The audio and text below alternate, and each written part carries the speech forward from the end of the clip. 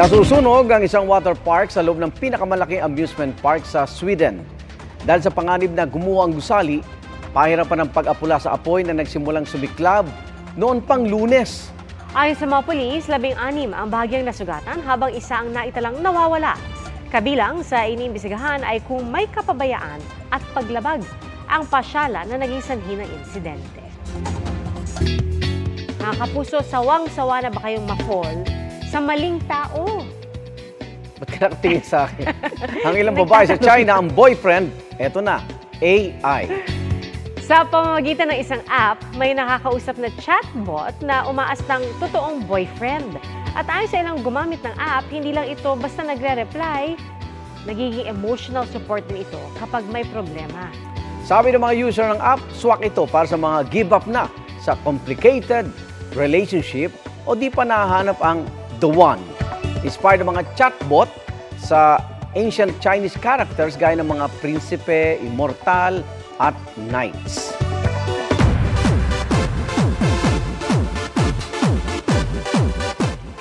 Tuloy ang laban ni Chris Aquino sa gitna ng mga kinakaharap na autoimmune diseases. Dinitalya niya ang tungkol dyan sa exclusive interview ni King of Talk, Boy Abunda. At saksi, si Aubrey Carampel. Kasabay ng kanyang 53rd birthday, nagpaunlak ng exclusive interview via Zoom mula sa Amerika si Chris Aquino sa Fast Talk with Boy Abunda. Ibinahagi ni Chris ang lagay ng kanyang kalusugan.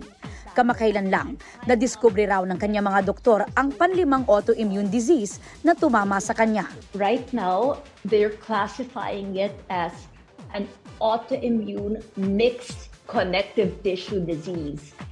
Falling under that boy is either SLE or lupus na mas kilala, or it could be rheumatoid arthritis. Ito raw ang dahilan kaya nagkaroon siya ng butterfly rash. Bukod dyan, may iba pa raw siyang sakit na nakakaapekto sa kanyang baga. It's my right lung, boy. Nakita nila na meron na akong maliliit na nodules at tama. Meron mga, parang kung ito yung lungs ko, parang may mga scratch marks kang makikita. Okay. Parang may mga sugat na. Ang mga sakit daw ni Chris ay may epekto rin sa kanyang puso. Napaniwala niya ay genetic dahil may heart problem din sa lahi ng kanyang ama. Ayon kay Chris, ia-admit siya sa ospital sa Lunes at may mga susubukang gamot. This is my chance to save my heart because kung hindi ito tumalaboy, I stand a very strong chance of having cardiac arrest. Sa gitna ng pinagdaraanan, nagpasalamat si Chris sa lahat ng taong nagdadasal at sumusuporta sa kanya. Whatever days are left, kung ano man ang natitira, it's a blessing.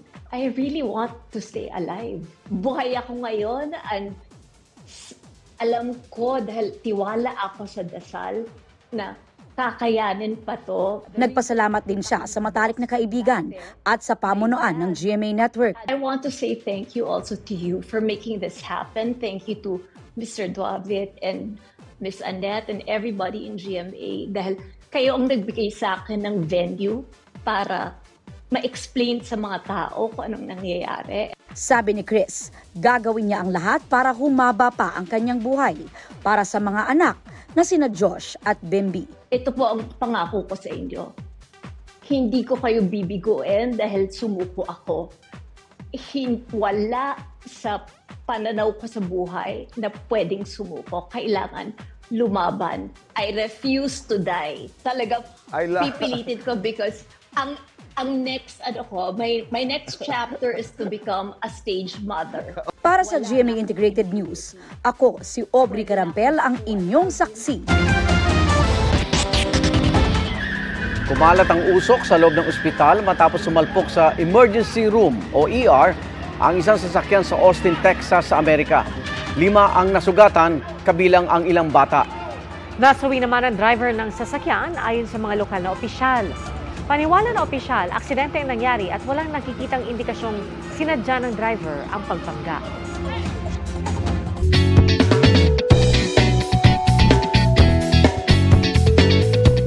Binigyang parangal ang isang Pinoy bus driver sa Croatia. Pagkilala po yan sa ipinamalas niyang kabayanihan. Matagumpay na nailikas ni Bienvenido Alivio ang mga estudyanteng pasahero ng minamaneho niyang bus. Nang mapansin niyang nasusunog ito. At sa kabila ng takot, tinangkarin niyang maapula pa ang apoy. Ginawa ng mayor ng kanilang syudad ang parangal kay Alivio. Ipinagmamalaki raw ng kumpanya ng bus na empleyado nila si Alivio. At paliwanag nila, pagkasira ng tubong dinadaluyan ng gasolina ang dahilan ng sunog. Kung meron pong My Funny Valentine sa kanta, meron ding My Furry Valentine, ang isang animal welfare group.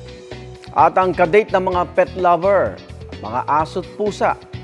Perfect date for Valentine's Day ang pagkikipaglaro ng ilang bisita sa animal residence ng isang shelter. May pamerienda rin kapalit ng 750 pesos na donasyon sa shelter. Mahigit 170 na pusa at 65 na aso ang nakatira doon ngayon.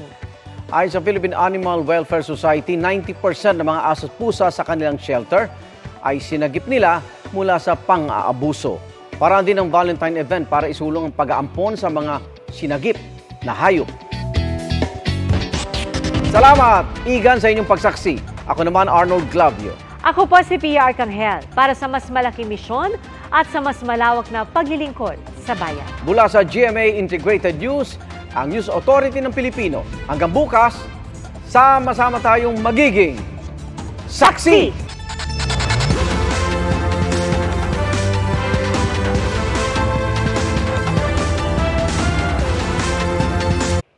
Mga kapuso, sama-sama tayong maging saksi.